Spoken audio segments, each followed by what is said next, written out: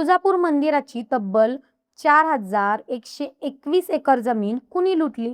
तुळजाभवानी देवस्थान जमीन प्रकरण. महाराष्ट्राची कुलस्वामिनी, लाखो भाविकांची श्रद्धा आणि हजारो एकराची जमीन.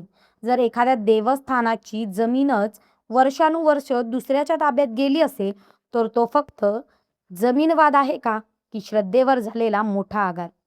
मंडळी, गेल्या काही दिवसात महाराष्ट्रात एका प्रकरणाने मोठी चर्चा निर्माण केली आहे.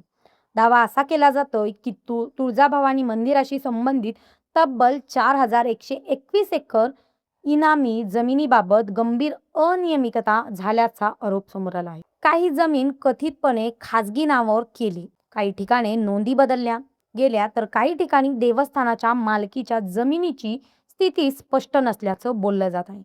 पण नेमकं हे प्रकरण काय आहे? 4121 एकर हा आकडा कुठून आला? या प्रकरणात कोणावर आरोप आहेत आणि आता पुढे काय होणार? चला सविस्तर जाणून घेऊया. तुळजापूर. धाराशिव जिल्ह्यातील हे शहर म्हणजे लाखो भाविकांच्या श्रद्धेचं केंद्र. दरवर्षी देशातून लाखो भक्त आई तुळजाभवानीच्या दर्शनासाठी येथे येतात. छत्रपती शिवाजी महाराजांची कुलदेवता म्हणून या मंदिराला विशेष महत्त्व आहे. इतक्या मोठ्या देवस्थानाकडे ऐतिहासिक काळापासून अनेक इनामी जमिनी होत्या. त्या जमिनांच्या उत्पन्नातून देवस्थानाचा कारभार, धार्मिक विधी, यात्रेची व्यवस्था आणि विविध सामाजिक कामे चालत असत. मात्र काळाच्या ओघात या जमिनीच्या नोंदी, मालकी आणि ताब्याबाबत अनेक प्रश्न निर्माण होत गेले आणि आता हाच प्रश्न पुन्हा एकदा चर्चेत आला आहे. सर्वप्रथम समजून घेऊया, इनामी जमीन म्हणजे काय. पूर्वी अनेक राजे महाराजे स्थानिक किंवा सरकार धार्मिक संस्थांना, मंदिरांना, मठांना किंवा समाज उपयोगी संस्थांना जमीन दान देत असत. या जमिनीचा उपयोग आर्थिक उत्पादनासाठी केला जाई आणि त्या उत्पादनातून देवस्थानाचा कारभार चालवला जाईल. तुळजाभवानी देवस्थानालाही अशाच स्वरूपात मोठ्या प्रमाणात जमीन मिळाल्याचं सांगितलं जातं. याच जमिनीमध्ये मिळून सुमारे 4121 एकर जमीन असल्याचा दावा विविध चर्चांमध्ये केला जात आहे. मात्र आरोप काय आहेत? आरोप असा आहे की या जमिनींपैकी मोठा भाग वर्षानुवर्ष विविध व्यक्तींच्या ताब्यात गेला. काही ठिकाणी 7-12 नोंदी बदलल्याचा आरोप आहे. काही ठिकाणी देवस्थानाचं नावच गायब झाल्याचं बोललं जातं.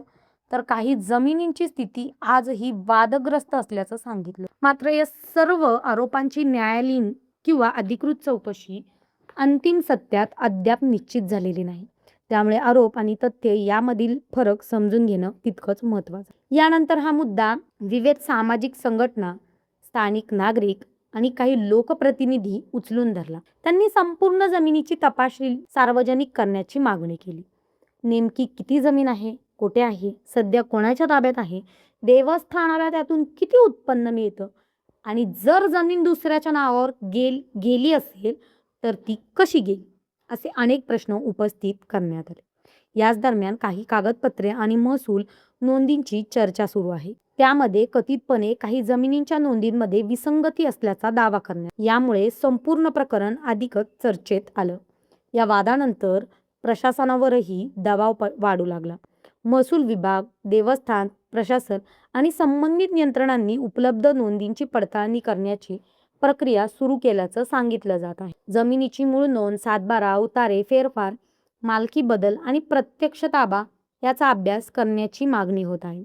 या प्रकरणात आणखीन एक महत्त्वाचा प्रश्न उपस्थित होता. जर देवस्थानाची जमीन दुसऱ्याच्या ताब्यात गेली असेल तर त्यामागचं नेमकं काय कारण? प्रशासकीय दुर्लक्ष, नोंदीतील चुका की कोणी जाणून बुजून गैरव्यवहार केला? याचं उत्तरासाठी चौकशीची मागणी होत आहे. काही तज्ज्ञांच्या मते अनेक जुनी देवस्थाने आज अशाच समस्यांना सामोरे जात आहेत. शेकडो वर्षापूर्वीच्या जमिनीच्या नोंदी व्यवस्थित डिजिटल स्वरूपात उपलब्ध नाही. अनेक वेळा समीकरण झालेलं नसतं. काही ठिकाणी वारसा हक्क, भाडेपट्टे आणि महसूल कायद्यामधील बदलांमुळे गुंतागुंती निर्माण होते. मात्र जर बेकायदेशीररित्या मालकी बदललेली असेल तर त्याची चौकशी होणं आवश्यक असल्याचं मतही व्यक्त केलं जात आहे. दरम्यान भाविकांमध्ये मोठी नाराजी व्यक्त होत आहे. त्यांचं म्हणणं आहे की मंदिराच्या नावावर असलेली संपत्ती ही कोणत्याही व्यक्तीची खाजगी मालमत्ता नसून ती लाखो भाविकांची श्रद्धा आहे. त्यामुळे प्रत्येक इंच जमिनीचा हिशोब सार्वजनिक व्हायला हवा. सोशल मीडियावरही हा विषय मोठ्या प्रमाणावर चर्चेत आहे. #SaveTempleLand, #तुळजापूर आणि अशा अनेक हॅशटॅगसह विविध प्रतिक्रिया समोर येत आहे. काही जण संपूर्ण चौकशीची मागणी करत आहे, तर काही जण अधिकृतपणे अहवाल येईपर्यंत कोणताही निष्कर्ष काढू नये असंही सांगत. कायद्याच्या दृष्टीने पाहिलं तर देवस्थानाच्या मालमत्तेचे संरक्षण करण्यासाठी विविध कायदे आणि प्रशासकीय प्रक्रिया अस्तित्वात आहेत. जर कुठे अनियमितता आढळली तर संबंधित नोंदी रद्द करणं, मालकी पुन्हा देवस्थानाकडे आणणं आणि दोषींवर कारवाई करणं शक्य असतं. मात्र त्यासाठी सखोल चौकशी आणि पुरावे आवश्यक असतात. या प्रकरणात सध्या सर्वात महत्त्वाची गोष्ट म्हणजे अधिकृत तपास करणं. कोणावरही आरोप झाला म्हणजे तो दोषी ठरत नाही. चौकशी पूर्ण होणं, पुरावे समोर येणं आणि संबंधित यंत्रणांचा अंतिम अहवाल येणं आवश्यक असतं. मात्र या संपूर्ण वादामुळे एक मोठा प्रश्न समोर आला आहे. महाराष्ट्रातील इतर देवस्थानाच्या जमिनींची स्थिती नेमकी काय आहे? त्यांच्या नोंदी सुरक्षित आहेत का? त्यांची नियमित ऑडिट होतं का? त्यांची डिजिटल नोंदणी झाली आहे का? आणि सर्वात माहिती जनतेसाठी उपलब्ध आहे का? तज्ज्ञांचं मत आहे की भविष्यात अशा वादांना आळा घालण्यासाठी सर्व देवस्थानांच्या जमिनीचं GIS मॅपिंग, डिजिटल रेकॉर्ड, नियमित लेखापरीक्षण आणि सार्वजनिक माहिती प्रणाली तयार करणं आवश्यक आहे. यामुळे कोणत्याही जमीन बेकायदेशीररित्या हस्तांतरित झाल्यास ती लगेच लक्षात येऊ शकते. दरम्यान या संपूर्ण प्रकरणाकडे राज्यभरातील भाविकांचं लक्ष लागलं आहे. कारण हा प्रश्न फक्त एका मंदिराचा नाही, तर धार्मिक संस्थाच्या मालमत्तेच्या संरक्षणाचा आहे, श्रद्धेच्या ठेव्याचं जतन करण्याचं आहे आणि सार्वजनिक विश्वास टिकून ठेवण्याचा आहे. तर मंडळी, तुळजाभवानी मंदिराशी संबंधित 4141 एकर जमिनीचं प्रकरण सध्या मोठ्या चर्चेत आहे. या प्रकरणात विविध आरोप करण्यात आले.